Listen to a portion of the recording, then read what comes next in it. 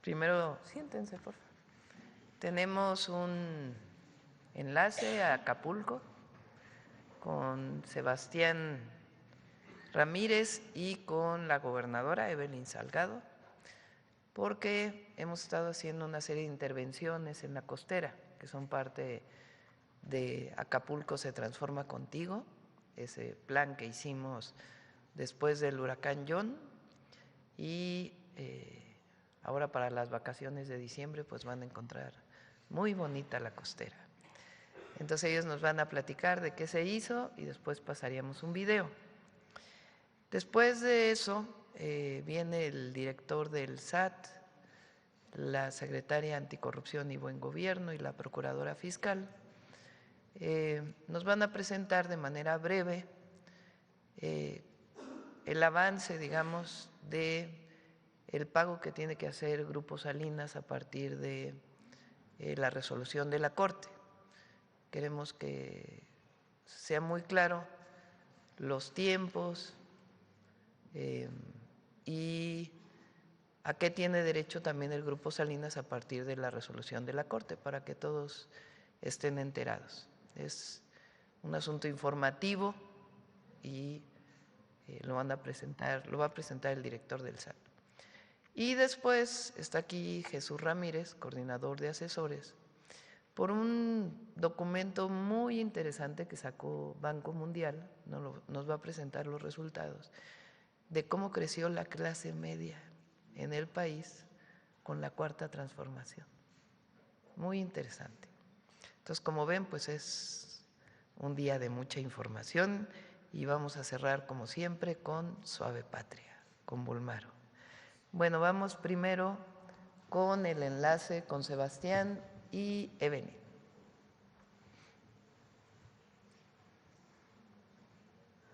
No se escucha, Sebastián. ¿Se escuchan? Ahora sí. ¿Listo? Buenos días, presidenta, ahora sí. Adelante. Buenos días, presidenta. ¿Se oye? ¿Los oyen? Sí, sí los oímos. Hola, perdón, listo, gracias. Bueno, aquí está, presidenta, la saluda, está la gobernadora, nuestra gobernadora Evelyn Salgado del estado de Guerrero, la presidenta municipal, el oficial mayor, Alan, el director de Fonatur Infraestructura. Estamos muy contentos el día de hoy porque estamos inaugurando la rehabilitación de la costera Miguel Alemán. Nos acompañan el día de hoy pues distintos representantes de los diversos sectores de Acapulco, de los hoteleros, de los restauranteros, de los prestadores de servicios turísticos, los trabajadores de Fonatur que hicieron esta rehabilitación. Y queremos informarle, presidenta, con mucho orgullo, que pues esta intervención forma parte del programa Acapulco se transforma contigo, que usted inició y decretó el 17 de enero de este año. Esta intervención tiene 3 componentes: movilidad segura para los peatones y renovación urbana, iluminación e infraestructura verde y medio ambiente. En movilidad segura, presidenta, informarle que se renovaron 2.700 metros cuadrados de concreto hidráulico, se renovaron 13.000 metros cuadrados de banquetas que se encontraban en mal estado y que han sido adecuadas para que personas con discapacidad, adultos mayores y todo tipo de personas con movilidad limitada puedan caminarlas libremente. Se han rehabilitado 2.300 metros cuadrados de guarnición, se renovaron 1.365 metros de baldosas, se instalaron 282 nuevos volardos, 32 nuevos parabuses, se renovó la señalética vertical y horizontal, se establecieron 11 cruces seguros para evitar accidentes viales, se instalaron 34 figuras lúdicas y se sustituyeron 400 metros de drenaje. En materia de alumbrado público, quiero decirle con mucho orgullo que la costera está iluminada por completo. Instalamos 800 luminarias solares que son ecológicas y que se instalaron tanto para el arroyo vehicular como para la banqueta. Y en materia de infraestructura verde, instalamos 125 jardines de lluvia, que son 2.500 metros cuadrados nuevos de área verde. Ahí donde había concreto que estaba de más, se levantó, se puso área verde para favorecer la permeabilidad. Instalamos 9.700 metros de pasto nuevo, 60.000 plantas nativas, 300 árboles y 11 kilómetros de riego automatizado. Presidenta, finalmente recordar que el Marinabús, aquí está nuestro director de la Cipona, que lleva la Secretaría de Marina, ya está funcionando. Diario hace 4 viajes desde el Zócalo a Puerto Marqués, y los compromisos que usted hizo con Acapulco se están cumpliendo. Decirle a la gente, y aprovechamos que la mañanera es muy vista, que es el streaming el más visto del país, para invitar a todo mundo a que venga a pasar sus vacaciones a Acapulco. Acapulco está más que listo para recibir a la gente. Acapulco está de pie y los espera con los brazos abiertos. Muchas gracias, presidenta, y le doy la palabra a la gobernadora. Muchas gracias. Muchas gracias. Muy buenos días, querida presidenta. Le mandamos un fuerte abrazo y un fuerte aplauso. Aquí todos los compañeros de Fonatur, compañeras y compañeros del bello puerto de Acapulco. Estamos aquí en nuestro pulmón verde, en el emblemático Parque Papagayo, y bueno, pues me acompaña mi querido compañero, que es ya muy acapulqueño, Sebastián Ramírez, y a todo el equipo. Un fuerte aplauso a Sebastián. Muchas gracias, Sebastián. Acapulqueño 100%. Y estamos pues supervisando todos los avances que ya ha hecho todo el equipo de Fonatur, la infraestructura pública, todo lo que ya mencionó nuestro compañero Sebastián. Efectivamente, hoy el Hogar del Sol pues brilla con más fuerza que nunca, gracias al extraordinario trabajo que usted está realizando, y también a través del Gobierno de México, de todas nuestras compañeras, de todos nuestros compañeros. Agradecemos también a Fonatur porque hoy contamos con senderos seguros para todas las mujeres, iluminación, accesos de playa remodelados, nuevos espacios públicos, pero aparte son abiertos y gratuitos para todas y para todos. El Marinabús, una nueva imagen urbana de esta zona turística que tantas alegrías nos ha regalado a todas las familias de Acapulco, de México y del mundo. Y desde el Gobierno del Estado, decirle, querida presidenta, que seguimos también trabajando. Hoy tenemos un Parque Papagayo lleno de vida, totalmente rehabilitado, para que lo visiten las familias, para que disfruten de este pulmón verde que es de todas y de todos. Nuestras principales vías, como la Escénica, Boulevard de las Naciones, pues han sido rehabilitadas con reencarpetamientos, iluminación, señalética, mobiliario urbano, y recientemente también les invitamos a que conozcan 2 miradores nuevos, maravillosos, que están también aquí en la avenida Escénica. Las colonias también han sido intervenidas. No nada más la parte de la costera, que es muy importante este programa de rehabilitación urbana en la costera, pero también se están interviniendo las colonias, los barrios. Tenemos ya 200 murales de gran formato que recuperan pues la identidad de Acapulco. Hemos recuperado también a través del programa Juntos Pintemos Acapulco más de 5.300 viviendas. Y hoy, querida presidenta, Acapulco no solo está de pie, sino que Acapulco hoy brilla con una nueva luz, con una luz de esperanza, gracias al apoyo incondicional de su gobierno, a su solidaridad y a su cariño por este puerto maravilloso. A todos los que nos ven, porque ya lo comentó Sebastián, que hay que aprovechar el espacio, a todas y a todos los que nos ven, que están en diferentes ciudades o incluso países, les decimos: vengan a Acapulco, no pasen frío, ya no estén pasando más frío, vengan aquí donde está el clima maravilloso,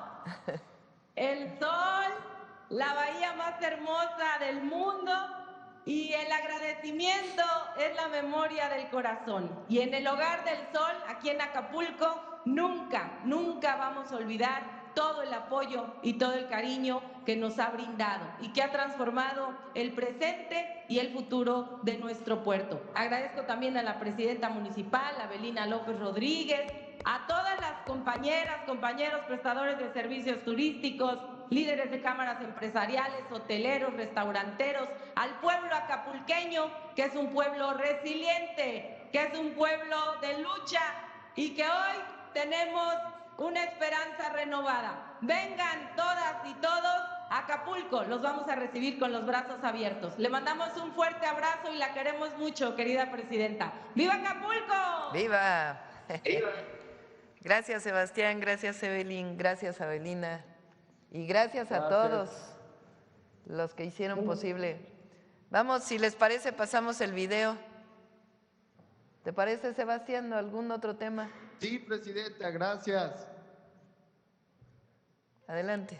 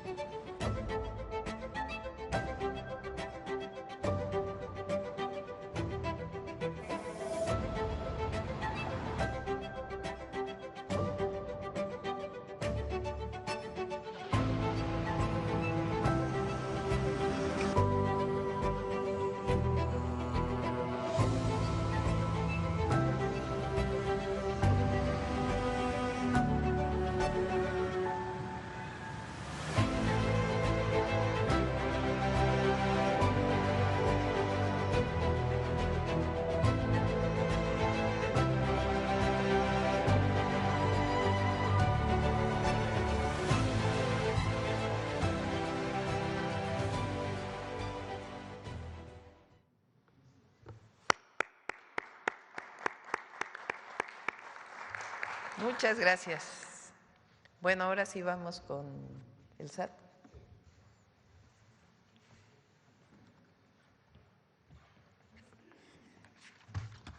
Muchas gracias, presidenta.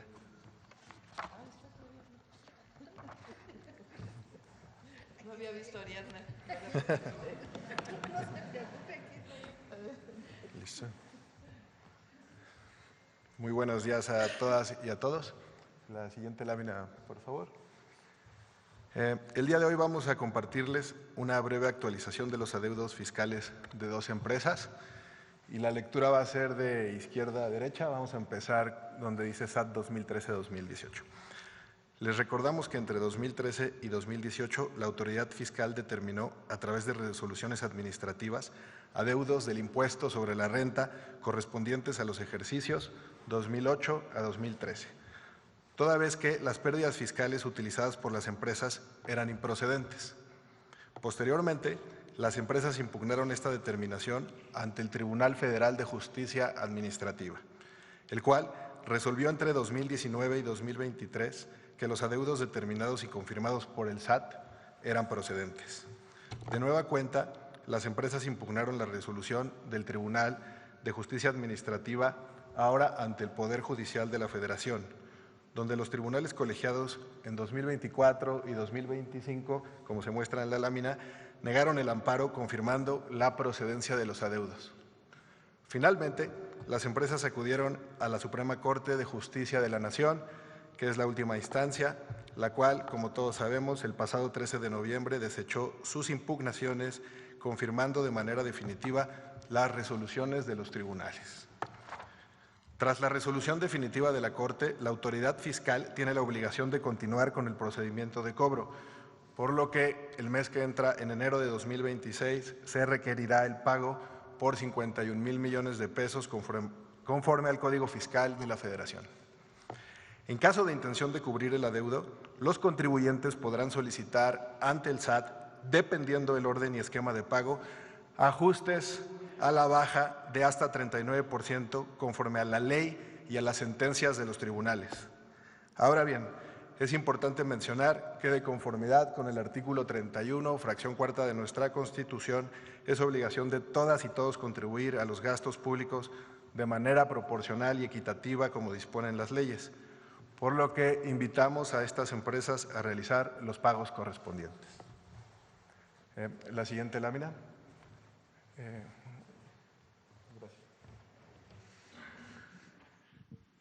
Nos encontramos el día de hoy aquí. Ya la Suprema Corte de Justicia de la Nación notificó al SAT, como ya lo comentamos, y el SAT va a notificar el requerimiento de pago en enero de 2026. Una vez que surta efectos la notificación del requerimiento de pago, inicia el plazo para el pago voluntario y el pago, de conformidad con el Código Fiscal de la Federación, los contribuyentes podrán solicitar a la autoridad lo que conforme a derecho proceda para realizar el pago. Gracias. Bueno, es importante que se conozca, porque ha sido tema en la mañanera, lo que dice la ley, porque a eso nos sujetamos nosotros. Entonces resolvió la Corte, como bien dice el SAT, se notifica en enero. Estas empresas tienen derecho, por como fueron las resoluciones de los tribunales previos, a solicitar descuentos, vamos a decirlo así, de acuerdo y de conformidad con el Código Fiscal. Entonces, se notifica en enero y esperemos que se pague, así de sencillo. Si no pagan, pues entonces ya viene otro proceso que ya sería tema posterior. Y realmente este tema nosotros es importante que se sepa que es un tema legal, jurídico, administrativo. Entonces, la siguiente información yo le voy a pedir a la Secretaría de Hacienda y al SAT que sigan informando sobre este tema ya en enero. Ya lo político es otra cosa. Ahora, como es de conocimiento, pues es importante que todos sepan qué es lo que viene hacia adelante. Entonces, por eso quisimos presentarlo aquí en la mañanera. Ha estado trabajando en todo ello, supervisando la Procuraduría Fiscal, porque es su responsabilidad, y de igual manera la Secretaría de Anticorrupción y Buen Gobierno. Bueno, este es el segundo tema que queríamos informar. Y ahora vamos, bueno, son dos temas adicionales. Uno, no sé si se acuerdan que habíamos quedado de hacer una revisión de los programas de bienestar, los programas sociales, lo que antes se llamaba programas sociales focalizados sobre todo. Y cómo nosotros, con la Cuarta Transformación, definimos programas de bienestar como derechos que hoy están en la Constitución. Eso nos lo va a presentar de manera breve Ariadna y después pasamos a lo de Jesús, a cómo ha aumentado la clase media en México con la Cuarta Transformación. Adelante. Muy buenos días a todas y a todos. Vamos a platicar de cómo era la política social y cómo es la política de bienestar. Adelante. Gracias. Tenemos 10 grandes diferencias para encuadrar con mucha claridad lo que antes sucedía y lo que hoy se hace como una política de Estado. En primer lugar, pues en el lado izquierdo de la lámina tenemos los programas o las estrategias que se implementaron, sobre todo en el periodo neoliberal. Tenemos lo que era Solidaridad con Salinas de Gortari, Progresa con Ernesto Zedillo, Oportunidades, los dos gobiernos del PAN, con el presidente Fox y Calderón, y Prospera con el presidente Peña. Lo enmarcamos porque, aunque eran dos partidos distintos, pero actuaban de la misma manera. Y como ahora se conduce esta política, que insisto, es una política de Estado. En primer lugar, era una política asistencial. Hoy nosotros estamos construyendo una política de derechos, porque estos derechos están en la Constitución, pasaron de ser un programa de bienestar a una política de derechos establecida en la Carta Magna. Otra gran diferencia muy importante es que los pueblos indígenas históricamente habían sido olvidados y hoy con la política de bienestar son, primero tienen un reconocimiento, como ya conocemos en la Constitución, pero no solamente como sujetos de derecho, sino como comunidades también sujetos de derecho, y les hemos dado la atención prioritaria frente a todos los demás. Pasaron de ser beneficiarios, como lo eran antes en la política pasada, a ser sujetos de derecho. Esto es muy importante porque vamos fortaleciendo la capacidad del pueblo de también exigir sus derechos, y por eso es tan importante que esté en la Constitución. La estrategia de programas focalizados en realidad era una estrategia de discrecionalidad política y electoral. Y lo que se definió como una política en los programas de bienestar es que tiende a ser universal. Ya son universales las pensiones, las 3 pensiones de adulto mayor, de las mujeres y de discapacidad, y también las becas, estamos caminando hacia ello. Porque en el pasado, pese a que hoy cuestionan de otra manera, era lo que sucedía. Y bueno, nosotros que venimos del movimiento y trabajar siempre en el territorio, pues éramos los que conocíamos cómo se operaban esos programas. Por eso la focalización no construye derechos, por el contrario. Y hoy tenemos políticas que tienden a ser universales, y no todos los programas lo son, pero tienden a ser universales y resolver problemas concretos. Las dádivas eran condicionadas, se entregaban despensa, cemento, varilla, cosas en especie que eran negocios de los funcionarios públicos, y hoy se genera un ingreso básico para las familias. Por eso es muy importante no solamente la dimensión de los programas, sino la cuantía de los montos individuales y la inversión social que se realiza año con año en los programas de bienestar. También se entregaban los recursos o las cosas a través de las organizaciones sociales o civiles, y hoy eso se terminó. Desde el 1 de diciembre del 2018, entonces el presidente López Obrador emitió un comunicado para que todo el gobierno tuviera un trabajo directo con el pueblo y no con intermediarios. Se acabaron los intermediarios y hoy las personas se registran a su programa, reciben su tarjeta de bienestar y cada bimestre o cada periodo se les entregan sus recursos, y hay esta relación directa del gobierno con el pueblo. También todo en este tiempo, creo que era la base fundamental de lo que creían los neoliberales, es que todo estaba sujeto al mercado, y nosotros consideramos que las comunidades deben actuar como sujetos de derecho y por lo tanto exigir lo que en derecho les corresponde. Ya se acabó ese esquema en donde los derechos eran una mercancía, así lo vimos en la salud, en la educación, que nuestra presidenta fue defensora de la educación pública y gratuita, y hoy estamos construyendo también ciudadanía desde otra lógica. Tenemos programas donde el pueblo ejerce los recursos, como este año el Fondo de Infraestructura a los Pueblos Indígenas, la escuela es nuestra, la clínica es nuestra, de tal manera que las comunidades también construyen sus derechos. Cambiamos el pago en efectivo, que era complicado, costoso, operativamente complejo, a tener una tarjeta a través del Banco del Bienestar que nos permite dispersar los recursos con toda transparencia. Y bueno, también algo muy importante, todos los programas estaban desarticulados. Cada programa funcionaba de manera individual, tenía su área administrativa, su área operativa, generando costos superiores.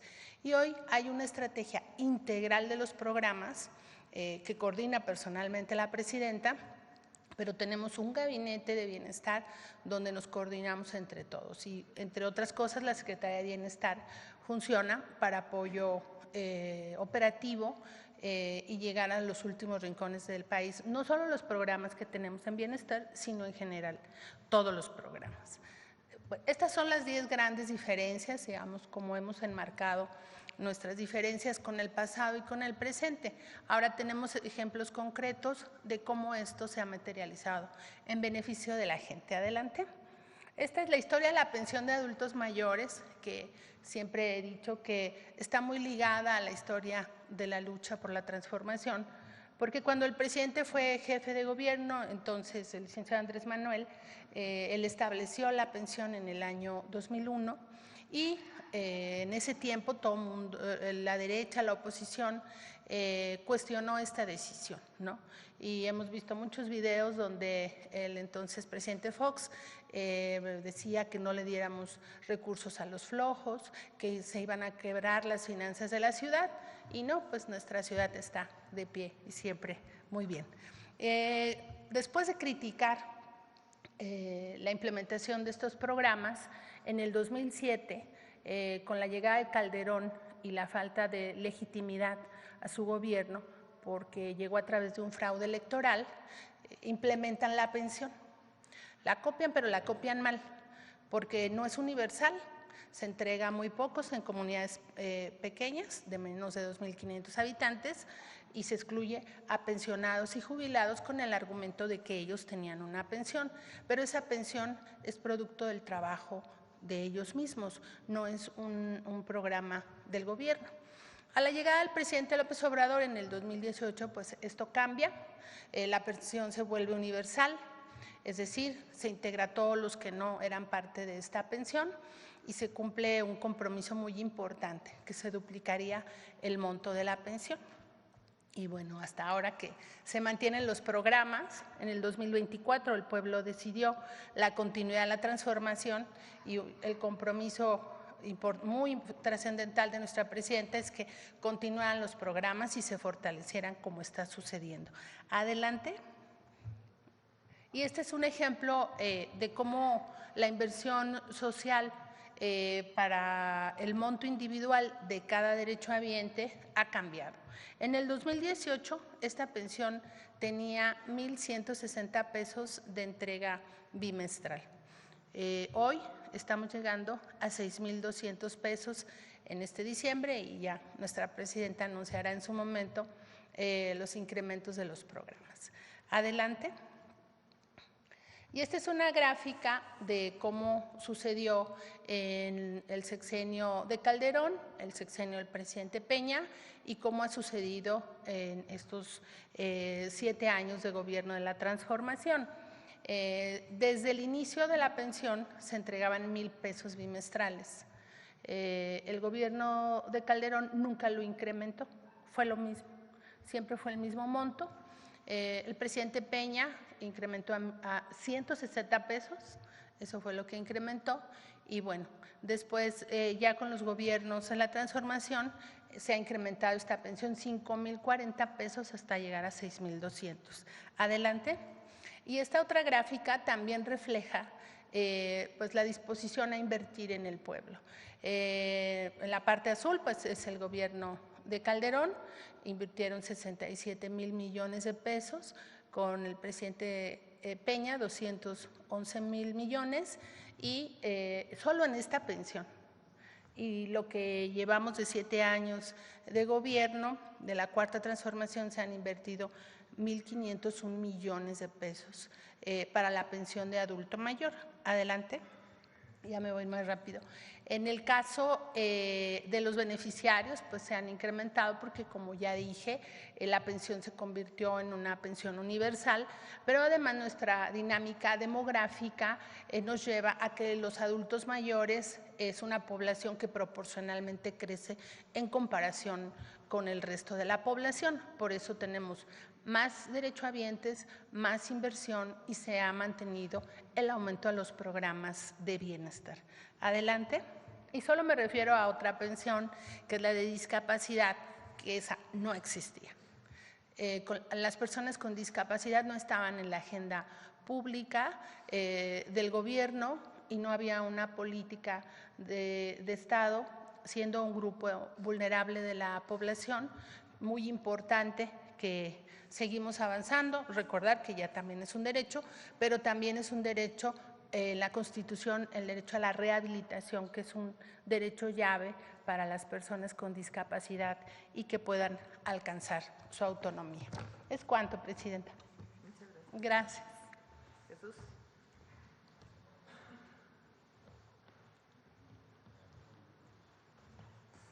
Muy buenos días. Con permiso, Presidenta. Bueno, como resultado de la política social y de la política económica de este gobierno, que acaba de explicar la parte social, la Secretaría de Bienestar, pues presentaremos unos datos del Banco Mundial que dio a conocer en su último informe sobre pobreza y equidad, donde, la siguiente lámina, por favor, destaca el resultado en América Latina del crecimiento de la clase media y señala que México y Brasil son los países donde más creció la clase media. Este dato es importante, se ha dado énfasis en el resultado de la política económica y social de los gobiernos de la Cuarta Transformación, del presidente Andrés Manuel López Obrador y hoy de la presidenta Claudia Sheinbaum, de cómo se ha reducido la pobreza en más del 13%, y eso es una reducción histórica. Pero aquí encontramos un dato también histórico, que es el aumento de la clase media, como no se había dado nunca en nuestro país. Entonces, de acuerdo al Banco Mundial, considera que la clase media es aquellas personas que ganan más de $17, alrededor de 340 pesos al día, y considera que son pobres las personas que pues tienen ingresos menores a $8.30, algo así como 166 pesos diarios. Entonces, esas son sus consideraciones técnicas para esta medición. Coincide totalmente con los datos del INEGI y con los que se tienen en las estadísticas nacionales, como lo vamos a ver más adelante. La siguiente, por favor. De acuerdo con estos datos, estos son datos del Banco Mundial, que considera que, por ejemplo, la pobreza en México en 2018 estaba, digamos, 35.5% de la población estaba por debajo del ingreso de los 166 pesos diarios, $17. Hubo un ajuste justo en 2016. La medición de pobreza y de ingreso y equidad se hace cada 2 años, por eso se da a conocer hasta ahora los datos del 24.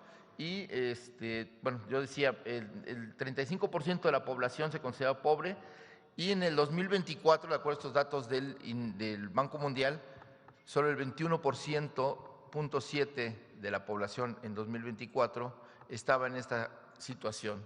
Es decir, hay una reducción del 13.6%, de acuerdo a los datos del Banco Mundial, que coinciden con los datos del INEGI, que considera que hubo una reducción del 13.4%. Aquí lo interesante, que es el dato que no se conoce, que no se destaca y que queremos aquí dar a conocer a la opinión pública nacional, al pueblo de México, y a la opinión pública internacional en el sentido de que esta política económica y social también ha tenido beneficios en otros segmentos de la población y destacadamente el crecimiento de la clase media, que según el Banco Mundial pasó en 2018 del 27.2% de la población al 39.6%, es decir, aumentó 12.4% la clase media en México. Recordemos que son aquellas personas que ganan más de 340 pesos, 17 dólares, y que están consideradas como que no alcanzan a ser ricos, pero que tienen satisfechas todas sus necesidades, no tienen ningún tipo de, digamos, de rezago social y ni de vulneración social. Esto es así. Si consideramos las estadísticas del INEGI, que es la siguiente lámina, podemos ver que coincide precisamente los datos, es decir, para el INEGI en la última medición, el 29% de la población es ahora, digamos, pobre, pero viene de una consideración de que en 2018 el 41.9% de la población se consideraba pobre.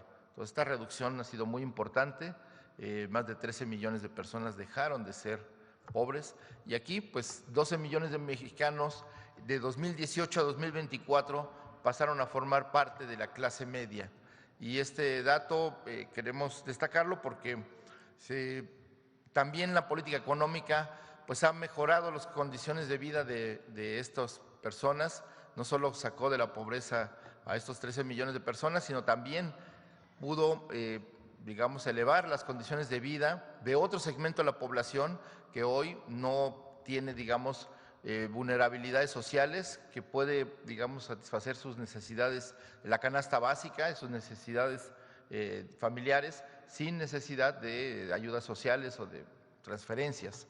Esto también tiene como consecuencia el hecho de que esta política, de haber invertido en la base de la pirámide, como se ha señalado aquí en diferentes ocasiones, también ha tenido un resultado virtuoso en la economía, es decir, han mejorado las ganancias de las empresas, han mejorado las ganancias de los bancos, en fin, ha tenido una consecuencia económica pues de todo positiva, y que pues aquí lo está constatando una instancia internacional, el Banco Mundial, no solo son datos nacionales, y por eso queremos presentarlo aquí para pues esto también cambia la imagen que se tiene de que solo la política de la Cuarta Transformación pues está enfocada a un sector de la población, el sector más vulnerable, el sector más pobre, y aquí estamos viendo que la consecuencia es que favorece al conjunto de la sociedad y a todos los sectores, teniendo como resultado el aumento de la clase media de manera histórica. Aquí queremos destacar que en esta gráfica se muestra este cruce donde el sector de las personas que viven por debajo de la pobreza, por primera vez en la historia de México, son menos que la clase media.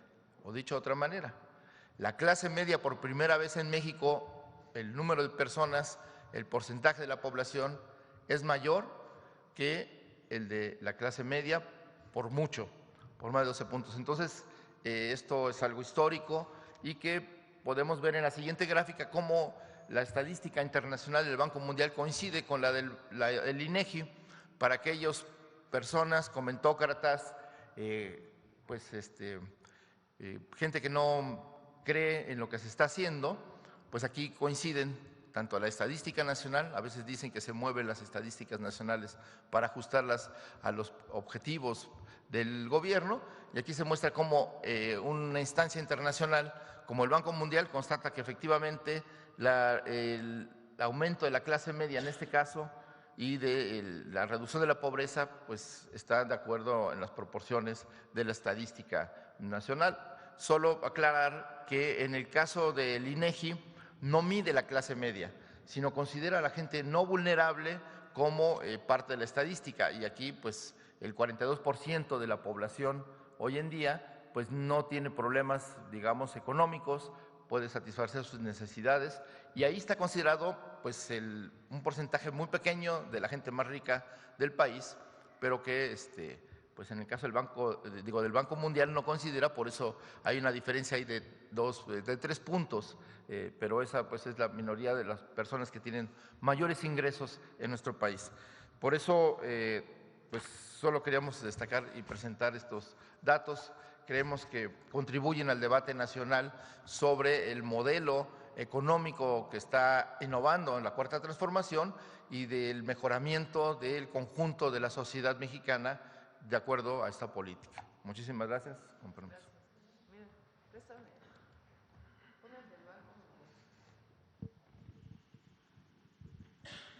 El anterior. Miren qué interesante. En el año 2000 es población en pobreza y clase media en porcentaje. En el año 2000, después de 3 sexenios de neoliberalismo, a la entrada del siglo XXI, la clase media en México representaba, estos son datos del Banco Mundial, importante porque es una referencia internacional que muchas veces no está de acuerdo con nosotros incluso. La clase media era el 18.1% de la población y las personas con pobreza el 55.1%. Prácticamente no cambia, digamos que con Peña llega al 26%, perdón, aquí al 27.2%. La pobreza y la clase media, perdón, este es pobreza 35.3% y clase media 27.2%. En el 22, recuerden que aquí fue la pandemia,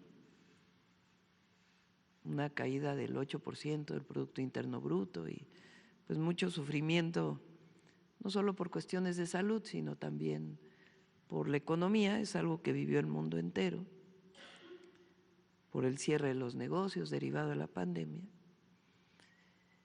Y después, en 2022, de acuerdo con el Banco Mundial, es la primera vez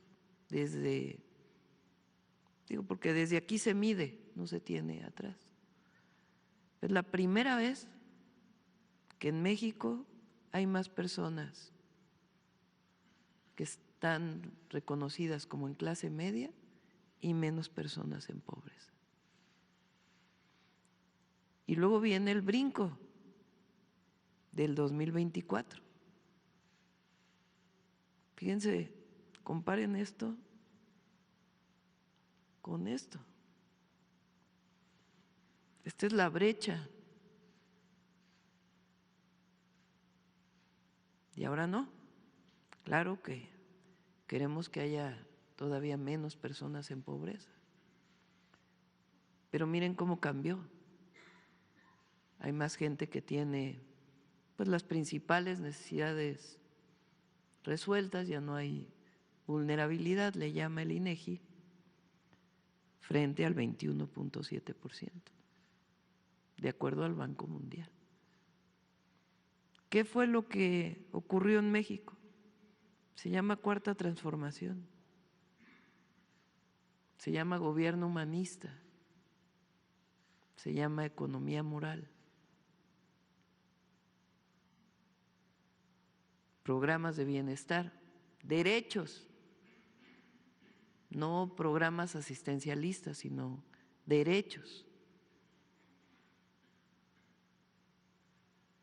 Mira, pásame la gráfica de cómo crece la pensión adulto mayor.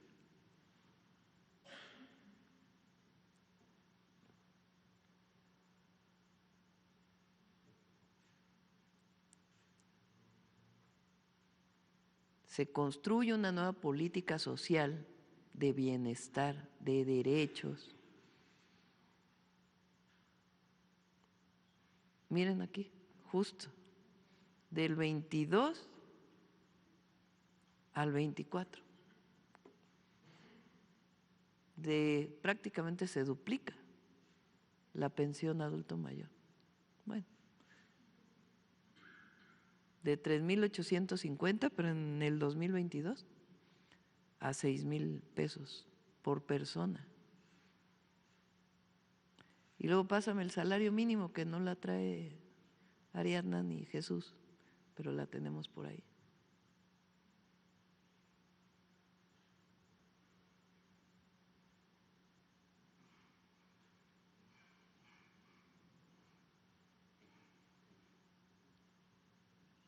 ¿Sí la tiene?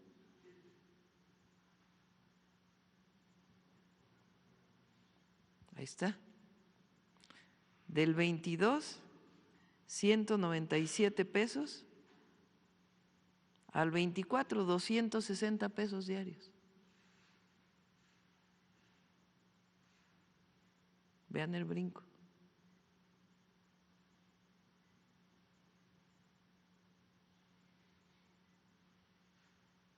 Muy interesante. Eso es por el bien de todos, primero los pobres.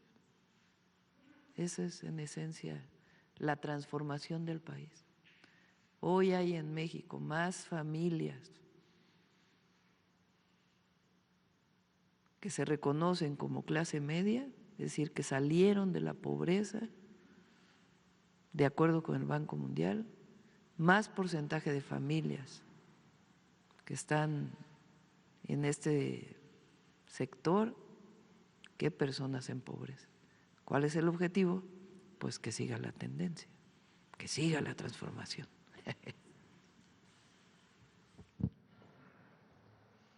Bueno, ahora sí, preguntas del tema. A ver, vamos a ver, Carlos, por acá. ¿Qué tal, doctora? Carlos Guzmán, de 4 Mía Telecomunicaciones Veracruz. Pues consultarle a usted este tema de los impuestos, los 51,000 millones, ¿van a ser, como dice el comercial de la empresa del señor Salinas Pliego, en abonos chiquitos? ¿O cómo va a ser el tema del pago? Y también, de inicio, ¿qué opinión le merece que el día de ayer Salinas Pliego haya buscado una entrevista con Donald Trump en una cena que se tuvo el día de ayer? Lo que presentamos aquí es a lo que tienen derecho de acuerdo al Código Fiscal y de acuerdo a las resoluciones de los tribunales. En el momento en que se notifique a estos grupos empresariales o a este grupo empresarial a través de 2 de sus empresas, como dice la ley, ellos tienen espacio para poder acceder a esos beneficios de ley y de resolución. Y ahí pues ya se dará más información. Hay que ver pues qué es lo que contesta el grupo. Del otro ya no voy a opinar, la verdad. No creo que valga la pena. Yo creo que la gente lo que tiene que conocer es que son adeudos que vienen desde el 2008, que hay resoluciones judiciales, que hoy se llegó a la última instancia. Y es importante porque ha sido un tema público que por parte del SAT se diga públicamente pues qué es lo que viene, ya que tiene derecho. Y la verdad, ojalá paguen, la verdad, que en el momento que se notifique, pues viene el proceso de ver de acuerdo, ¿cómo dice ahí? ¿Cómo dijiste, Antonio? Con la gráfica. Dice, en caso de intención de pago podrá solicitar ajustes conforme a las sentencias de los tribunales, dependiendo del orden y esquema de pago, porque así dice el código. Entonces ya en su momento, pues ya se verá en enero, cuando se notifique. Estos 51,000 millones, ¿para qué podrían servir? Aprovechando que está la Secretaría del Bienestar, ¿para cuántos programas sociales podrían beneficiar? Pues, por ejemplo, la pensión Mujeres Bienestar tiene el próximo año 59,000 millones. Claro, depende. También podemos aumentar las becas. Se va a utilizar para la gente. Segundo tema que quiero consultarle, doctora, pues este tema de los impuestos que se aprobaron en el Congreso de la Unión para países que no tienen tratado comercial con nuestro país ha generado varias cuestiones. Entre ellas, el día de ayer leíamos que la India está buscando un acuerdo, una solución con México por ese intercambio comercial que se tiene, básicamente de medicamentos. Es consultarle si se está trabajando esto con la Secretaría de Economía, con Marcelo Ebrard a la cabeza, o qué es lo que se está trabajando al respecto, doctor. Es conjuntamente Relaciones Exteriores, por tratarse de la relación con otros países, y la Secretaría de Economía. La decisión del Senado, finalmente, a propuesta nuestra, nosotros hicimos una propuesta y ahí dijimos, bueno, que se abra un espacio de trabajo, sobre todo con los pequeños y medianos empresarios, porque muchos de ellos o de ellas utilizan muchos insumos que vienen de otros países con los que no tenemos tratado comercial. Entonces, lo que no queremos es ni provocar inflación, o sea, de que aumenten los precios producto de estos impuestos, ni tampoco generar un problema de que ya no se vayan a producir algunos productos en México porque traen insumos de estos países con los que no tenemos tratado. Entonces hizo una mesa de trabajo y de la propuesta original a la propuesta final cambió bastante gracias a ese proceso. Y nosotros pues estuvimos totalmente de acuerdo porque ese era el objetivo. De ahí, de todas maneras, la Secretaría de Economía tiene distintos esquemas en donde puede poner pues distintos esquemas que tiene la ley para poder reducir estos impuestos, o poner tiempos, en fin, otras consideraciones. Todo dentro del marco de la ley, no hay nada que sea subjetivo, alguna ocurrencia. Y en el caso de la India, en el caso de China, en el caso de Corea del Sur, que son los que más se han acercado, hay mesas de trabajo para pues ver bajo qué condiciones. En el caso de los medicamentos, ahí no hay impuestos, aunque nosotros sí queremos aumentar la producción de medicamentos en México, que es parte de otras acciones que estamos haciendo. Con esos países que menciona, China y especialmente Corea del Sur, ¿se buscaría un tratado o un acuerdo comercial? Porque es diferente uno y otro. Pues no sé si es un tratado, un acuerdo comercial, algún esquema. Nosotros no queremos enemistarnos con ningún país, con ningún pueblo, con ningún gobierno. Lo que buscamos pues siempre es el desarrollo nacional dentro de un plan que nos fijamos, que le llamamos el Plan México, que este año inició dando algunos resultados, aún con la situación internacional. Por ejemplo, por primera vez en el sector textil, después de varios años, empezó a cambiar un poquito la curva en términos de la disminución de importaciones y aumento de la producción nacional. Y así como eso estamos trabajando en otros sectores. Y ya iremos informando también pues, de estos diálogos que se tiene con todos los países, cómo va mejorando y poniéndose en marcha el Plan México. Y ya antes de terminar, consultarle también, este fin de semana va a ser un recorrido el domingo en lo que es la estación Lechería hacia lo que es la parte del AIFA del interurbano. Es consultarle si después del recorrido se definirá la fecha ya de inauguración de lo que es este tren, que acortaría mucho la distancia entre lo que es la parte del AIFA y lo que es la terminal de Buenavista. Consultarle justamente este tema y una más. Sí, hoy vamos a dar el banderazo de salida a varios equipos de repavimentación en el oriente del Estado de México. Saliendo de la mañanera vamos para allá. Mañana vamos a estar en Querétaro. Se va a inaugurar una nueva planta de ciclo combinado de gas natural de la Comisión Federal de Electricidad. Vamos a ir a ver el avance del tren México-Querétaro, entre otras visitas que vamos a tener. Y el domingo, en efecto, vamos al recorrido por primera vez de la estación Lechería a el Aeropuerto Internacional Felipe Ángeles. Está terminada prácticamente la obra civil. Quedan algunos puentes peatonales a las estaciones que no se podían hacer porque había algunos conflictos sociales, ya están resueltos. Entonces, en realidad solamente queda eso pendiente. Y queda pendiente todo el periodo de señalización y pruebas. que, por ejemplo, en el caso de el Toluca Observatorio, queríamos inaugurarlo este diciembre, todavía las pruebas están llevando un tiempo y va a ser hasta enero, la parte de Santa Fe Observatorio, pero va muy adelantado. Es difícil poner una fecha cuando se trata de pruebas y señalización. Lo que queremos es que ocurra el primer trimestre del 2026 y obviamente que para el Mundial ya esté listo, para que quien aterrice en el AIFA pues pueda venir en tren hasta Buenavista. Y ya para finalmente consultarle, en abril pasado, en la parte de Milpalta, lo que es Tecómitl y lo que es San Juan Ixtayopan, fue muy sonado un caso de una joven que se llama Fanny Martínez Zúñiga, que el 22 de abril desapareció en la parte de Tecómitl hacia Tetelco, iba a pagar su renta, pero esta chica desapareció. Su hermano es un artista gráfico muy connotado, incluso hizo un mural muy grande en San Juan Ixtayopan. Usted conoce lo que es este parque de las ánimas que está pegado a Tulyehualco.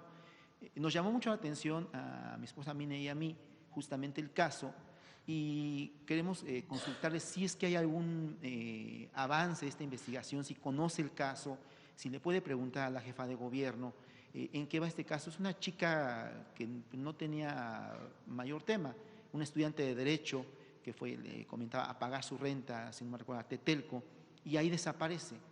Ese mural es muy grande, incluso ha sido motivo de varios reportajes. No sé si nos pueda comentar algo, doctor. Vamos a preguntarle al Gabinete de Seguridad y a la Fiscalía General de Justicia de la Ciudad de México para que nos puedan dar información. Claro que sí. Bueno, vamos con otras preguntas. A ver, por acá. A ver aquí la compañera.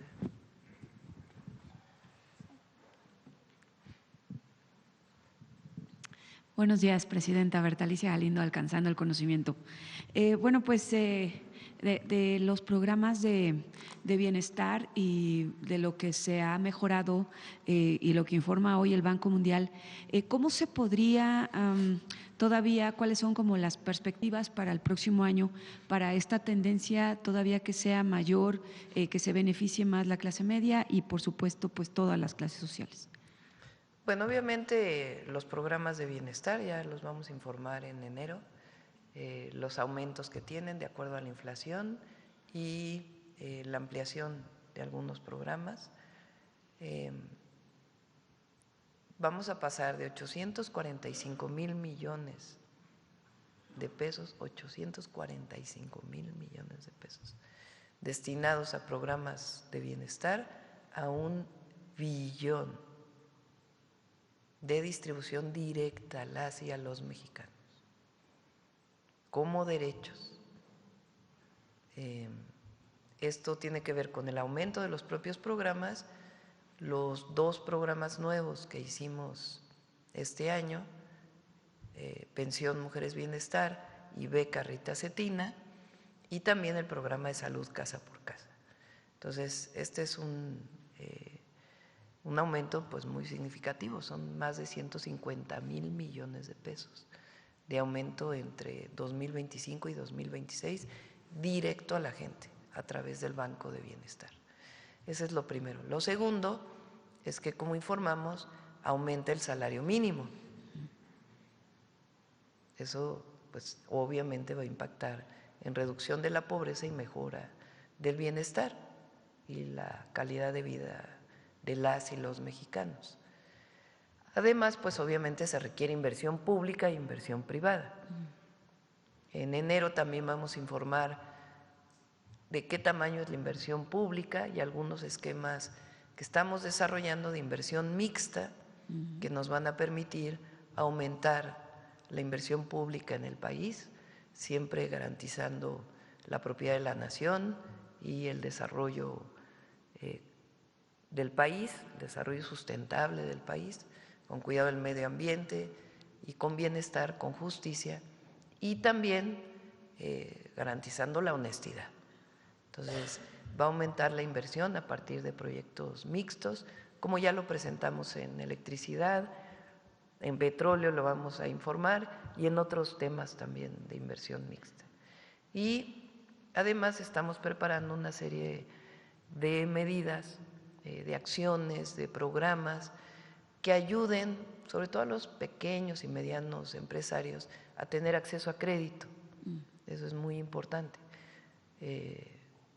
Y algunas otras acciones que vamos a desarrollar. Estamos seguros que la tendencia va a seguir porque es el mismo modelo económico, con mejoras todavía, por eso le llamamos el segundo piso de la cuarta transformación. Ha dado resultados. Miren, pon la primera gráfica que puso Jesús.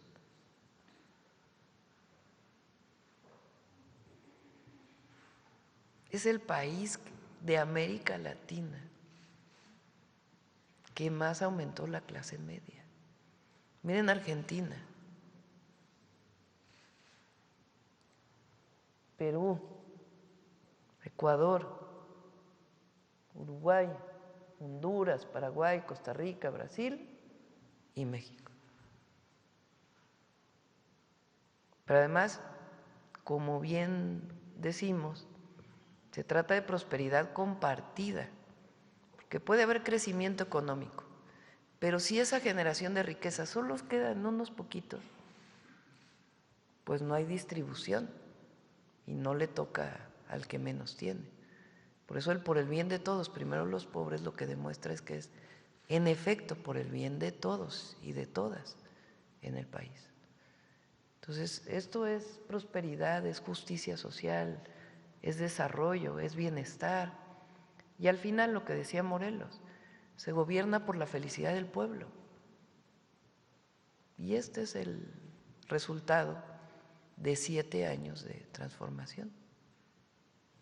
En ese mismo sentido, con los planes que tienen de inversión pública-privada, de bueno, pues hacer muchas más cosas, ¿podría bajar el índice inflacionario y ya evitar menos recortes en la tasa de interés? No lo creemos. Ayer el Banco de México disminuyó todavía más la tasa, qué bueno, porque eso ayuda a la inversión. Ha hecho muy buen trabajo, la verdad, el Banco de México, con su gobernadora, se llama al frente, Victoria. Fueron cautos de si el año que entra van a seguir bajando, pues porque están esperando a ver el tema de la inflación, pero si vemos la inflación, aunque tuvo un ligero aumento en el último mes, pues en realidad es menor que la que había.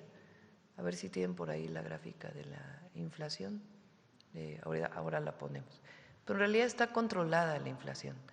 Por eso esta idea de que si aumentan los salarios, aumenta la inflación es falsa. Por supuesto que siempre hay que estar midiendo. Y queremos, por supuesto, que aumente la inversión para tener también crecimiento económico, pero que haya distribución de la riqueza. Porque si no el crecimiento, pues se queda en unos cuantos. En otro tema, Presidenta, ayer se pronunciaron los presidentes de Rusia, de China, de Colombia, de Brasil por un frente para pues llevar a la paz con el conflicto entre Venezuela y Estados Unidos, y calificarían de un error gravísimo si Estados Unidos atacara a Venezuela. ¿Usted está ya en ese frente con todos estos países? Estamos en contacto. Nuestra posición es, como le he dicho en los últimos días, no a la intervención. Y lo que pueda ayudar México, como lo ha hecho siempre, ahí vamos a estar. Pero es una posición soberana y basada en nuestra Constitución. Y por último, en el TEMEC se ha mencionado que Estados Unidos en esta revisión tiene más de 54 puntos con México, lo mencionó también el primer ministro Matt Carney. ¿Nos podría decir algunos de estos puntos? Lo he mencionado varias veces, incluso aquí el secretario de Economía lo ha dicho. Ellos le llaman barreras no arancelarias al tratado, que van desde temas complejos, como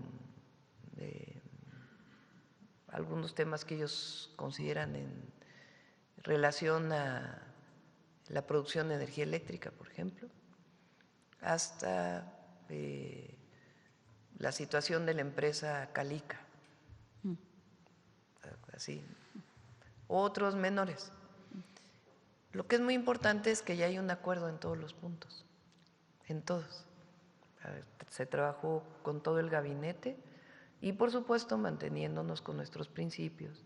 Y lo mejor para México, se ha buscado en algunos casos encontrar puntos medios y en otros casos pues sencillamente ellos han entendido que no podemos avanzar más.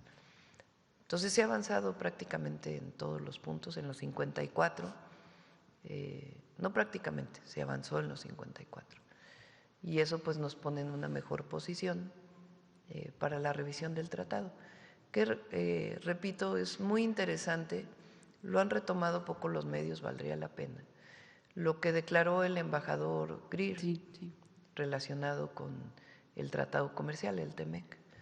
Entonces, somos muy positivos, soy muy positiva, muy optimista para el próximo año, la verdad.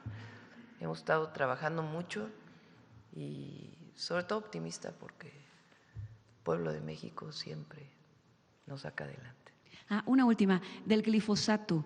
Bueno, el sexenio pasado con el CONACYT con H se hicieron varias opciones, varias alternativas y también pues diferentes centros de investigación han desarrollado también desarrollos con biotecnología, pero a lo mejor falta inversión o qué faltaría para que tuviéramos un sustituto del glifosato. Todavía falta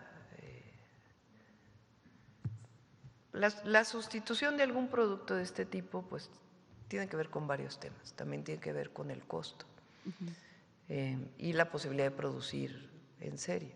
Entonces seguimos trabajando en ello, más ahora, ayer lo preguntó Alma de la jornada, pues obviamente más con los resultados que hubo recientemente de un estudio que en realidad no fue cierto, que así se informó hace algunas semanas, pues es evidente que tenemos que encontrar un sustituto lo más pronto posible para poder mejorar la salud de todas y de todos. Y en eso está trabajando la Secretaría de Ciencia y Tecnología y muchos grupos de investigación en México y en otros lugares del mundo. Gracias, presidenta. Gracias. Vamos. A ver, aquí. Gracias, presidenta. Muy buenos días. Arturo Pavón, de Efecto Colateral. Preguntarle acerca de Acapulco, del anuncio que nos acaban de dar. ¿Hubo alguna participación, aparte de los recursos federales y estatales, hubo participación de la iniciativa privada? La iniciativa privada más bien está participando en recuperar todavía algunos hoteles o negocios que ya no pudieron levantarse después del Otis. Ya queda creo que nada más un hotel. Han hecho un trabajo excepcional los compañeros.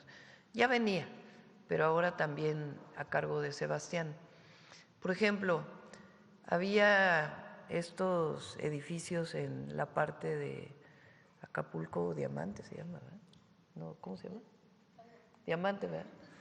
Había muchos edificios ahí donde cada quien cada familia es dueña de un departamento distinto y no tenían una administración común. Entonces, pues fue muy difícil poner de acuerdo a todos, encontrarlos, dónde están, para ver cómo los seguros podían trabajar para poder rehabilitar los edificios. Se ha avanzado mucho en ello, pues es un trabajo, imagínense, de encontrar a los dueños de cada departamento, ponerlos juntos. También hay otra zona donde está lo que era la playa Condesa, no sé si todavía se llama así. Así era cuando yo era niña, supongo que sí se sigue llamando igual, que había muchos edificios que se hicieron con tiempos compartidos y de esta manera que también había sido muy difícil y ya se están poniendo de acuerdo para rehabilitarlos. Y ahí participa mucho la iniciativa privada, o restaurantes que se han rehabilitado, hoteles como el hotel, creo que el CID se llama, ¿sí se llama así? Que ya una empresa decidió que lo va a rehabilitar. Entonces la iniciativa privada ha estado participando más en ello y también ha habido algunas donaciones. El Cano se llamaba, perdón, el Cano.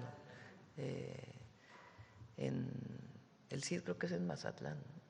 Bueno, no sé, ya vamos a revisar los datos. Pero bueno, ese hotel ya hay un grupo que ya lo está rehabilitando. Entonces, hay mucha participación y mucho consenso. Ya ha habido algunas donaciones para la rehabilitación de espacios, pero la mayor parte de la inversión en la costera es del Gobierno de México y una parte muy importante del Gobierno estatal, sobre todo en la panorámica. Gracias. Toda la inversión en Acapulco que vamos a hacer es de alrededor de 7,500 millones de pesos. Pero ahí está también las plantas de tratamiento, el subir las plantas de bombeo, la planta de separación de basura y algunas obras de infraestructura carretera que se están desarrollando en todo Guerrero. Gracias, presidenta. Salinas Pliego ha tomado con tintes personales todo este asunto del cobro. Yo creo que sería muy pertinente sí especificar que no es ninguna cuestión visceral, sino que efectivamente, como dice usted, es la aplicación de la ley. Pero a pesar de que él lo toma de esa manera y ante todo el tiempo que se ha pasado aplazando o a través de amparos los pagos, todavía se le da la oportunidad de que al tener la intención de pago se le pueda dar algún descuento. Es la ley, es la ley. O sea, las resoluciones de los tribunales, ¿qué resolvió la Corte? La Corte resuelve que no son procedentes los amparos. Entonces, ¿qué queda fijo? Las resoluciones de los tribunales. Y las resoluciones de los tribunales son en ese sentido. Entonces, como siempre lo hemos dicho, aquí no hay un asunto ni personal, ni político, ni nada, sino sencillamente lo que dice la ley. Entonces, no es que la presidenta esté haciendo algo particular o el director del SAT haga algo particular. ¿Por qué ahora son 51,000? Porque la ley también dice que se va actualizando. Pues así dice la ley, así dice la resolución de los tribunales. Y nosotros, pues tenemos que cumplir la ley. Entonces, por eso es importante que se conozca. ¿Cuál es el criterio para definir esa intención de pago? O sea, él me va a decir, sí, voy a pagar y ya. ¿O pues en el momento que se notifique, convenio? ellos tienen que decir sí, vamos a pagar. Okay. Vamos a creerle. Sí. Bueno.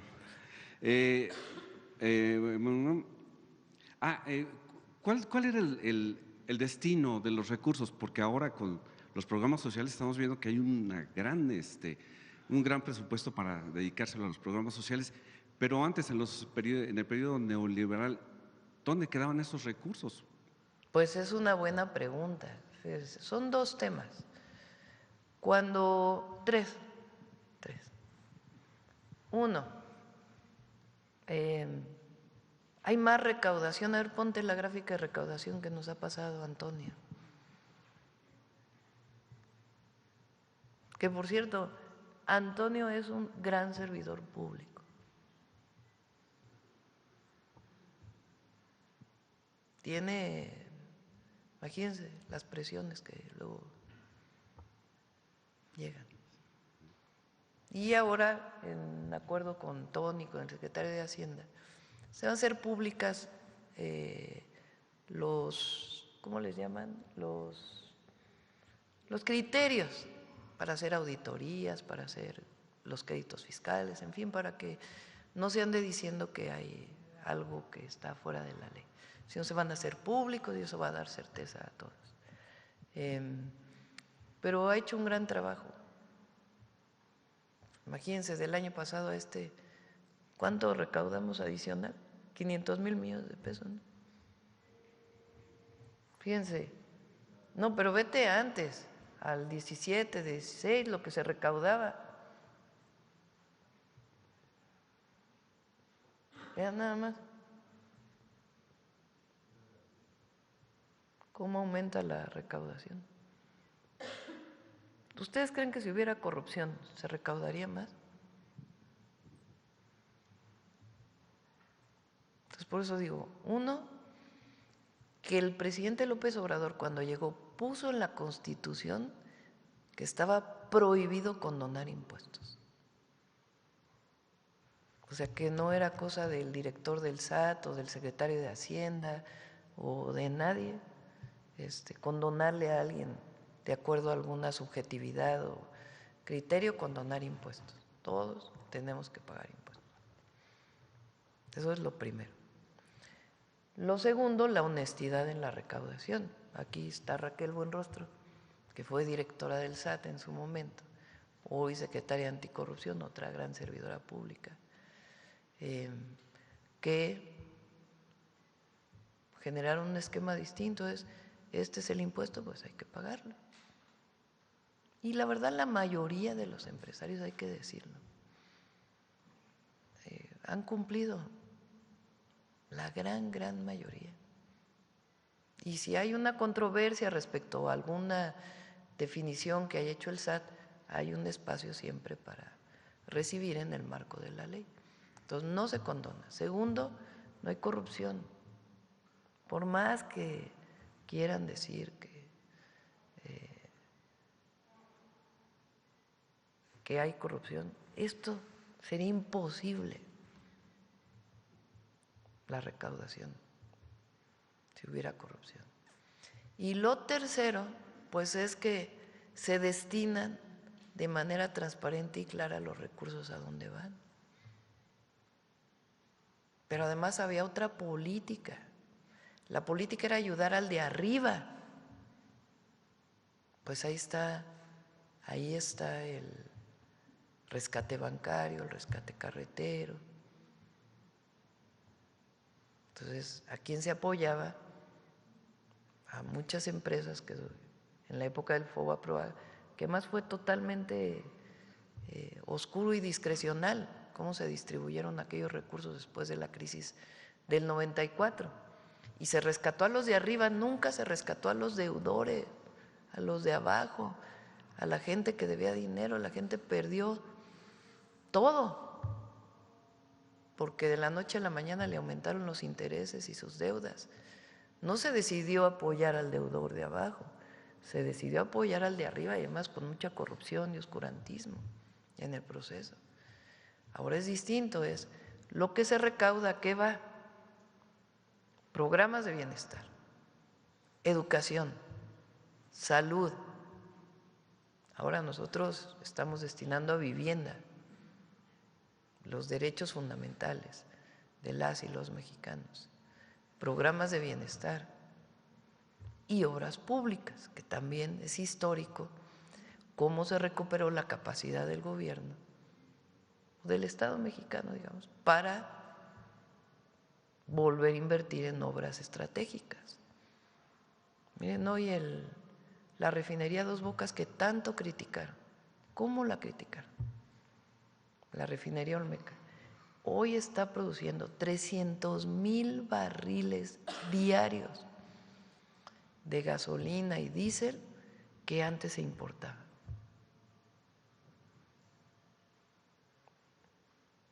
¿No será una obra estratégica? Claro que sí. Entonces, sí hay un cambio profundo, y todavía nos falta más, pues. Por eso trabajamos todos los días para el bienestar del pueblo. Gracias. Ya nada más para finalizar, si la secretaria anticorrupción, Raquel Buenrostro, pudiera dar alguna recomendación para la optimización de los presupuestos estatales, porque le digo, el caso en Nuevo León, el diario oficial del Estado está de vacaciones y regresan hasta el 7 de enero y no se ha anunciado el presupuesto de egresos. ¿Qué pasaría en ese caso? ¿Se quedan con el del 25 o qué pasaría? Sí, se queda el del 25. No ha habido acuerdo en el Congreso de Nuevo León para la aprobación del presupuesto. Entonces, cuando no hay un nuevo presupuesto, porque solo los congresos estatales, y en el caso del federal, la Cámara de Diputados tienen la atribución para aprobar los presupuestos. Si no se tiene un acuerdo, se sigue trabajando con el presupuesto anterior, con la distribución del presupuesto anterior. ¿No afectaría pues las obras que se tienen planeadas para el Mundial? Bueno, habría que preguntarle al gobernador de Nuevo León, ¿verdad? Pero no es que se quede sin presupuesto el Estado, se trabaja con el modelo anterior. Por cierto que hablé bien de Raquel, de Tony, de Grisela, una excelente servidora pública, todos en el gabinete. Jesús, ¿saben desde cuándo nos conocemos con Jesús? Desde no sé, como 1983. Él estaba en el CCH Naucalpan, ¿no? Yo ya estaba en la Facultad de Ciencias. Y después en el movimiento estudiantil del CEU, pues nos conocimos, ¿no? Pero pues, son muchos años de conocer a Jesús.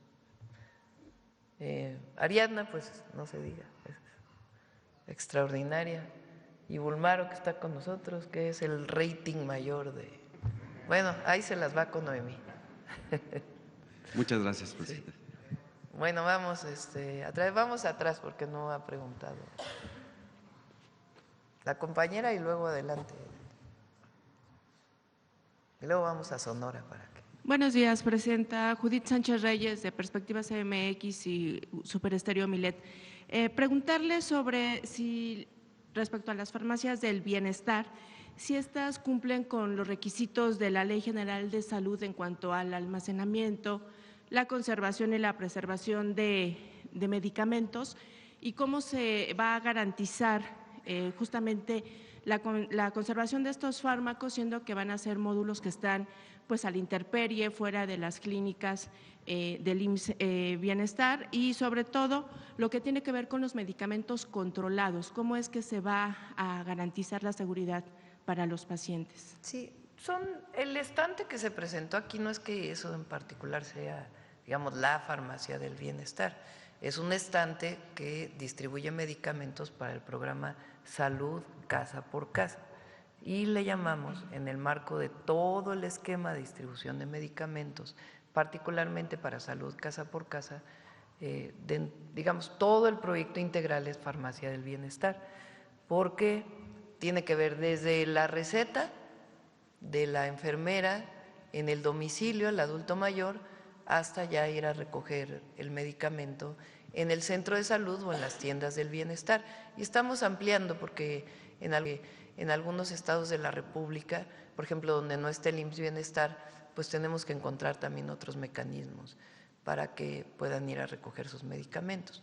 Son una serie de medicamentos, no son todos los medicamentos, son los que están asociados a Salud Casa por Casa y están determinados por la Secretaría de Salud y por expertos, como lo hemos dicho, y tienen que ver principalmente con el control de la diabetes y la hipertensión, principalmente para los adultos mayores, aunque hay algunos medicamentos adicionales.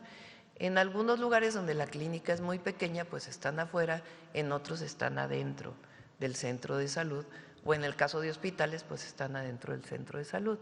Están garantizados quien distribuye los medicamentos, porque así debe ser por COFEPRIS y tienen todas las condiciones de sanidad que se requieren. Presidente, justamente, ¿por qué si esta dinámica forma parte de este programa de casa por casa? ¿Por qué no se implementó la manera de que se les pudiera otorgar este tipo de medicamentos, digamos, básicos, quizá los más especializados, para atender a esta población? Pues ellos sí pudieran ir a las farmacias, pero si van ya los médicos a las casas a checar la salud de estas personas, de este sector de la población, ¿por qué no se hace la entrega de medicamentos? Inicialmente pensamos que esa podía ser la opción y no la hemos acabado de descartar. El problema es que tiene su dificultad la distribución de los medicamentos. Las compañeras enfermeras, enfermeros, o hay también médicas, médicos, no necesariamente se concentran en un lugar y luego ya van a sus visitas, sino que muchas veces salen de su casa y van directamente a la visita, porque viven muy cerca de los pacientes que les tocaron atender. Entonces, el ir a un lugar todos los días, recoger los medicamentos y después ir a sus visitas médicas, pues era muy complejo para todas las enfermeras. No lo hemos descartado, puede ser una posibilidad, pero tenemos que hacer pues un programa mucho mayor de distribución de medicamentos. Entonces lo que encontramos más sencillo es que vayan al centro de salud o en los casos sobre todo de zonas rurales, pues que vayan a la tienda del bienestar, que son las antiguas tiendas Liconza que existían y que siempre quedan, hay una en la localidad donde viven, son 26,000 tiendas del bienestar. Otra opción pudiera haber sido que fuera en la propia farmacia del centro de salud. Sin embargo, ahí tienen que pues entrar, digamos, a todo el mecanismo del centro de salud. Entonces, para facilitarlo, pues decidimos un stand especial para poderlo distribuir.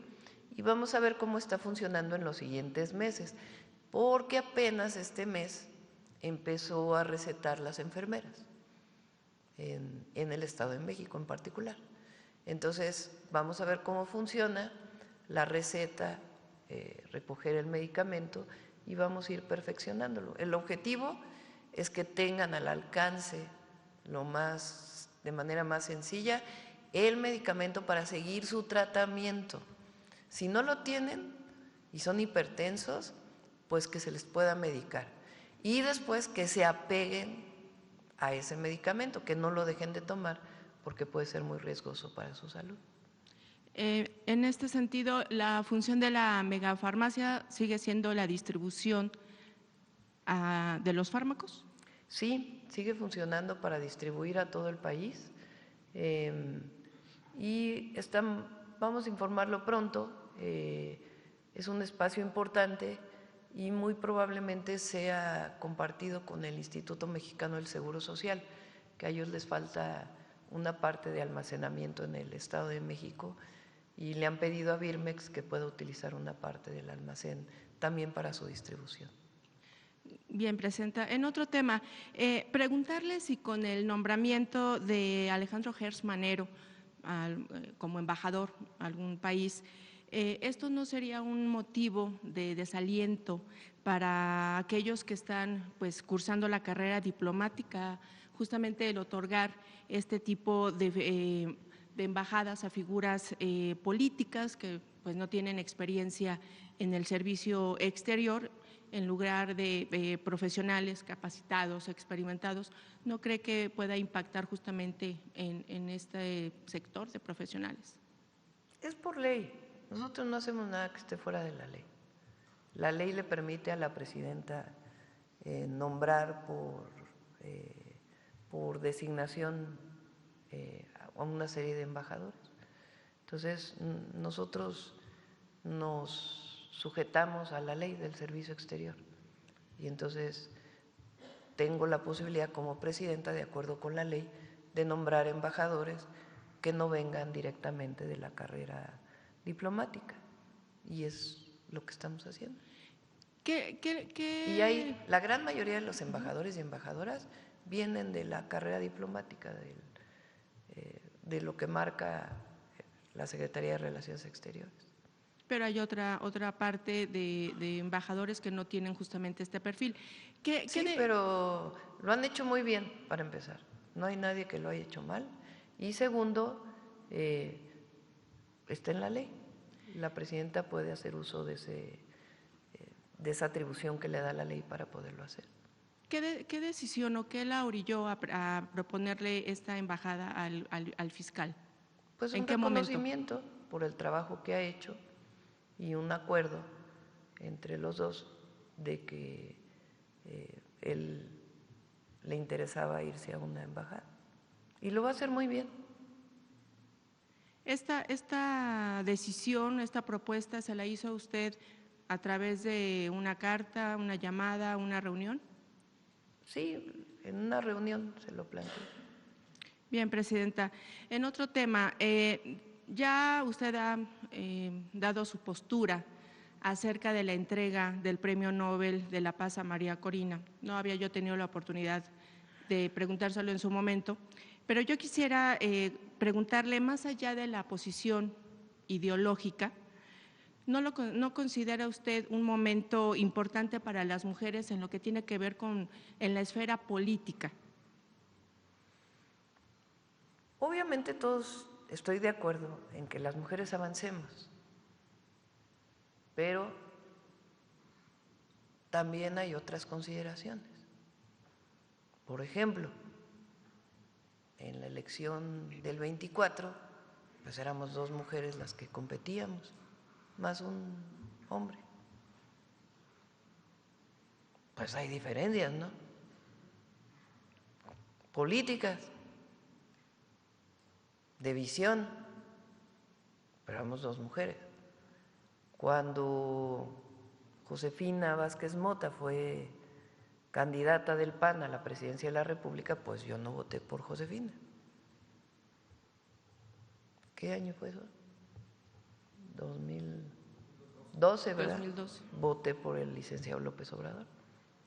Digan, ¿no debería de haber votado por una mujer? Pues no. Claro que qué bueno que haya mujeres en más espacios y siempre vamos a impulsarlo, pero hay otras consideraciones también. Bueno, cuando doña Rosario Ibarra de Piedra fue candidata, y miren que la admiraba muchísimo yo, pues yo decidí votar por el ingeniero Cuauhtémoc Cárdenas, por consideraciones políticas también. Entonces, no todo es género, también hay consideraciones. Entonces, por eso dije, tampoco quiero entrar en mucho debate, por eso dije, sin comentarios. Y, por ejemplo, presenta, si este premio se lo hubieran otorgado a su homólogo de Estados Unidos, ¿hubiera hecho usted un posicionamiento oficial o considera que nuestro país debe ya de estar como al margen de este tipo de reconocimientos internacionales? Mira cómo es nuestra política exterior, ponen en el artículo 89.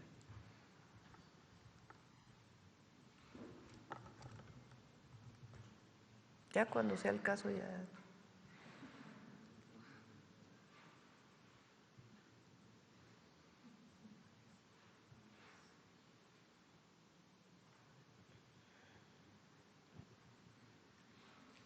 Dirigir la política exterior y celebrar tratados internacionales, así como terminar, denunciar, suspender, modificar, enmendar, retirar reservas y formular declaraciones interpretativas sobre los mismos, sometiéndolos a la aprobación del Senado.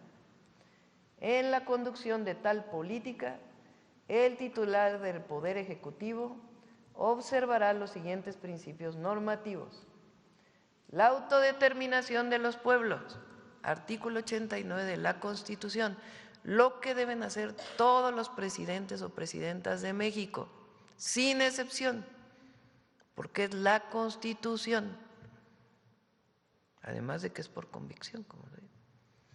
La autodeterminación de los pueblos, la no intervención. A ver, presta el micrófono.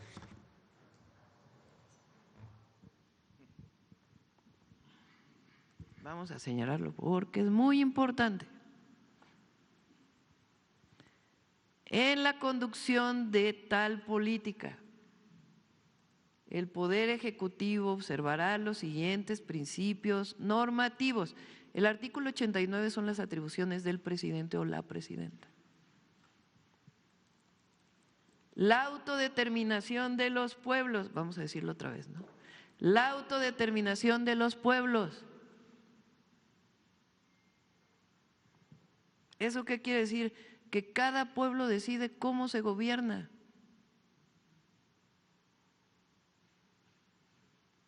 La no intervención, otra vez, la no intervención, la solución pacífica de controversias, la proscripción de la amenaza o el uso de la fuerza en las relaciones internacionales, la igualdad jurídica de los estados. Todos los estados somos iguales, aunque sea un país chiquito o un país grandote. La cooperación internacional para el desarrollo, el respeto, la protección y promoción de los derechos humanos y la lucha por la paz y la seguridad internacionales.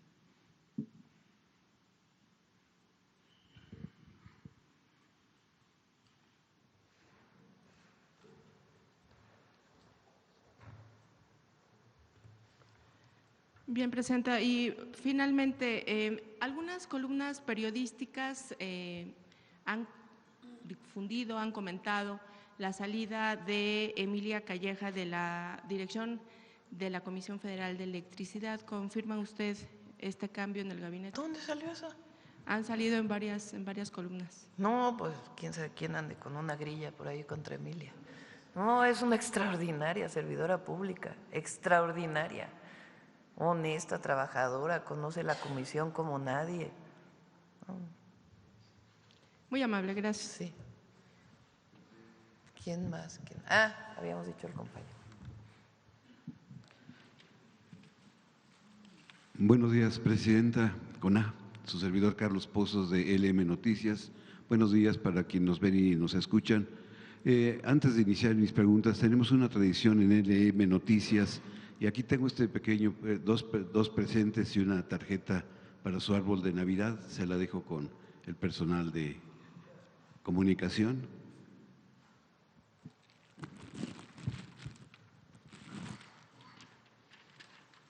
Quedó bonito, por cierto, el árbol de Navidad que pusieron aquí. Tiene esferas como de juguetes mexicanos. Muy bonito. Y bueno, de trompos, de yoyos. Y decirle que también ya está en circulación el billete de la Lotería Nacional para el sorteo magno del 24, que son más de 200 millones de pesos para la asistencia pública. Es el promotor de…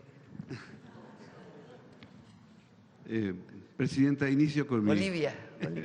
Con mi primera pregunta. En la pasada, pues este tema no se ha tocado mucho en este ejercicio de comunicación circular y en la pasada 30ª Conferencia de las Naciones Unidas sobre el Cambio Climático, la COP30, llegó a su fin con una polémica omitiendo al principal causante del calentamiento global, que son los combustibles fósiles.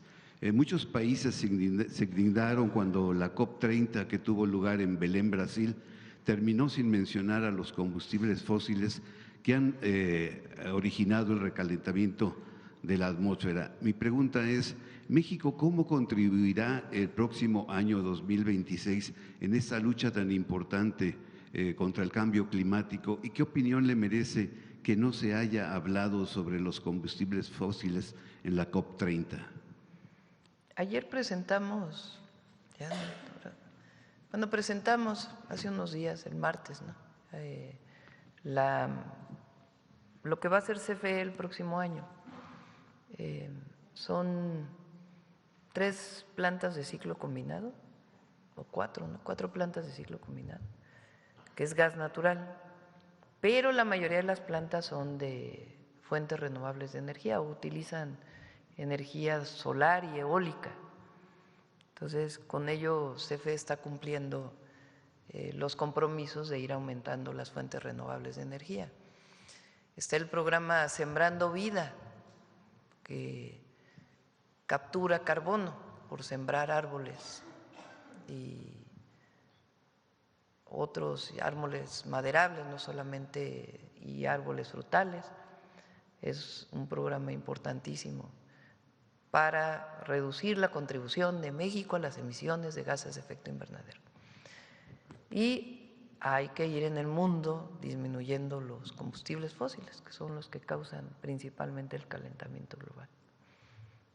Y el que no se haya hablado sobre los combustibles fósiles, ¿qué opinión le merece? Vamos a traer a Alicia, para que ella estuvo en la COP, para que pueda platicar cómo se dieron las discusiones, cuáles fueron las resoluciones, si les parece. Sí, Presidenta. Como segunda pregunta, ante la revisión del Tratado Trilateral con Estados Unidos y Canadá, donde la fecha pactada es a más tardar el 3 de enero del 2026, cuando se deba de entregar al Congreso de Estados Unidos un informe con su evaluación y sus recomendaciones y la postura respecto de extender el TECMEC, la propiedad intelectual tiene una importancia central en la renegociación de este tratado trilateral. Es un capítulo robusto y detallado, la relevancia radica en la protección a la propiedad intelectual, que es considerada esencial para fomentar la innovación, la creatividad y la inversión. pues nosotros sabemos que el secretario Marcelo Ebrard trabaja con el doctor Santiago Nieto, que él es el titular del Instituto Mexicano de la Propiedad Intelectual. Quisiera ver si es posible que él pudiese estar en este ejercicio de comunicación para que nos explicara la importancia de la propiedad intelectual en la revisión del tratado trilateral que ya está próximo pues a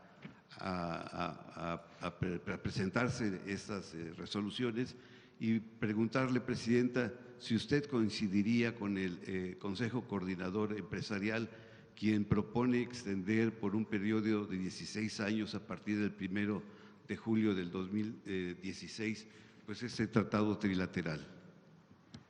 Lo que viene ahora, de acuerdo con lo que dice el propio tratado, es una revisión, no una renegociación. Eso dice el tratado. Por supuesto que el gobierno de los Estados Unidos, desde que entró el presidente Trump, pues ha planteado una política económica en donde ha puesto aranceles o tarifas, como les llaman ellos, impuestos a todas las importaciones o las importaciones desde la perspectiva de Estados Unidos.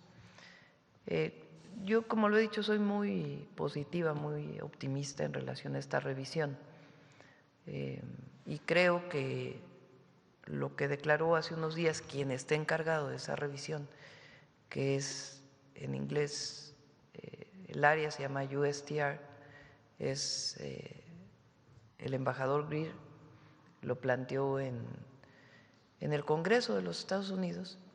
Él dijo, ha sido muy bueno el tratado, pero hay que revisar algunos temas, más o menos en pocas palabras. Es bastante larga su intervención. Y eso pues nos da una visión y además las pláticas que hemos tenido de que vamos por buen camino y la economía mexicana va a estar bien en el 26. Ya si son 26 años, 16, 10, 30, pues ya es parte de lo que se tendrá que trabajar con el gobierno de Estados Unidos y Canadá. Gracias, Presidenta. En este ejercicio de comunicación circular, días atrás una compañera le preguntó sobre que Cabeza de Vaca había sido nombrado representante del PAN para América del Norte y usted pues ya fijó su postura. El martes 9 del mes en curso, el diputado Sergio Gutiérrez Luna y diputados de Morena, junto con Humberto Prieto, él es presidente del Congreso de Tamaulipas, presentaron una denuncia ante la Fiscalía General de la República acusando a Cabeza de Vaca de huachicol fiscal en su gobierno. Mi pregunta es en otro sentido. Quisiera saber qué opinión le merece cuando el pueblo de Tamaulipas exige justicia y que Cabeza de Vaca pues regrese lo robado y que también el Congreso local pues no solo haya interpuesto una denuncia, sino también un libro con firmas apoyando esta solicitud de devolución de lo robado de Cabeza de Vaca. ¿Cuál es su opinión? Pues ahí está el Instituto Nacional para devolver al pueblo lo robado,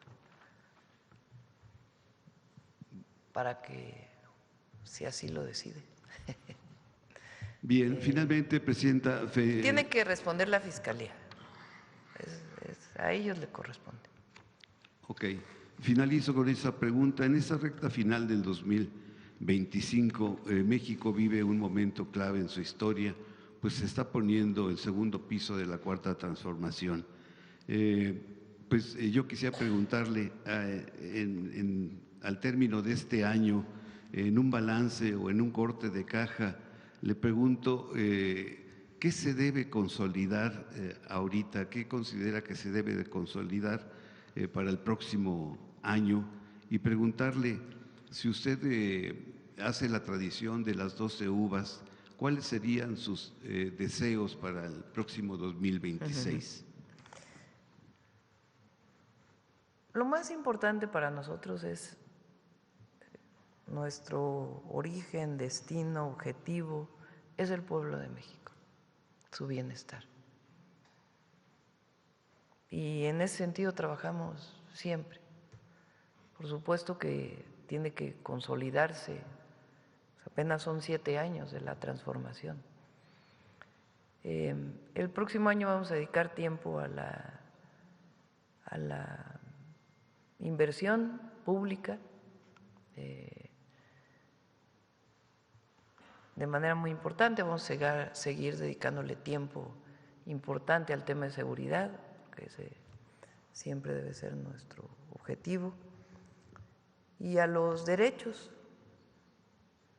sociales del pueblo de México, humanos por supuesto, pero es educación, la garantía del sistema de salud, la vivienda, los programas de bienestar, y yo soy muy positiva.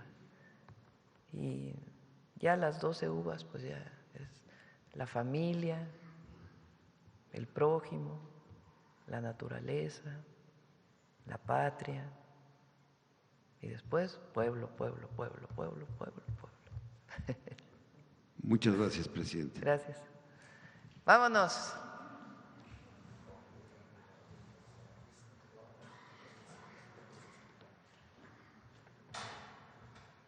Con su permiso, presidenta. Te prometo el lunes. ¿Vas a venir el lunes? Adelante. Gracias, presidenta. Tajca Nenec, presidenta, el pueblo de Amatlán, Veracruz, y un servidor la saludamos con mucho, mucho cariño como cada semana. Tajca Nenec, amigas, amigos, Tajca Nenec desde Palacio Nacional.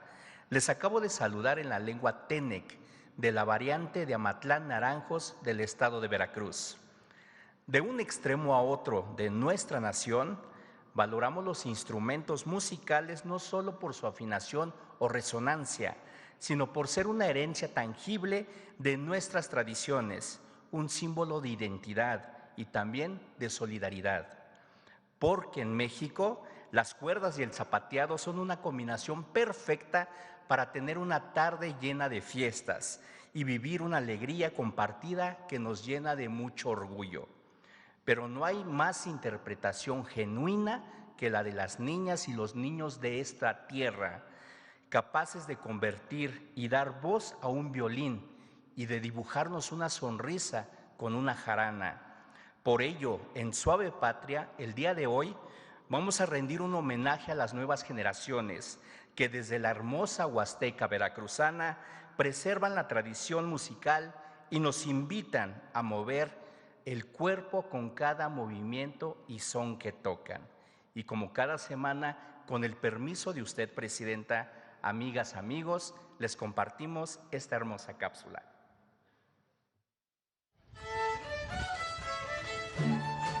En la Huasteca veracruzana hay una tradición viva expresada en la música, la danza y la poesía. Se trata del ensamble comunitario Cuitol Tenec, en el que cerca de 50 niñas, niños y adolescentes de 7 a 17 años preservan la música huasteca gracias a las enseñanzas de sus maestros y miembros de la comunidad. Tiene su sede en el Centro Cultural David Celestinos, en la comunidad de Amatlán, Veracruz. Para mí es, pues, siempre un aprendizaje en donde cada proceso es un logro, donde veo que los niños, pues primero quizás llegan por sugerencia de sus padres y después poco a poco van haciendo en ellos un interés genuino en escuchar la música huasteca, en tocarla, compartirlo con sus amigos y escucharlos tocar ya en diferentes escenarios. Es pues mucha alegría poder compartir lo que yo aprendí con más niños de aquí y dejar una semilla sembrada. Estos cantos huastecos se han transmitido de padres a hijos y de abuelos a nietos. En cada canto se plasma la identidad y el amor por la música, la danza y la lengua Tenec a su pueblo. Ese gusto, pues yo creo que ya lo trae uno de nacimiento, porque a corta edad empieza uno a tener ánimo de aprender aquello, y eso es lo que me ha mantenido en tener todavía, en mantener esta danza. Una polla pinta y otra colorada, ponen sus huevitos en la madrugada, ponen sus huevitos en la madrugada. Cuando escucho la jarana, el violín y la quinta, me siento muy emocionado, porque es como si la música cobrara vida y nos llevara a un lugar mágico. Por medio del canto se entrelazan historias en las que el amor y la música van ligados a la tradición y al arraigo de una comunidad que lucha por mantener viva su esencia.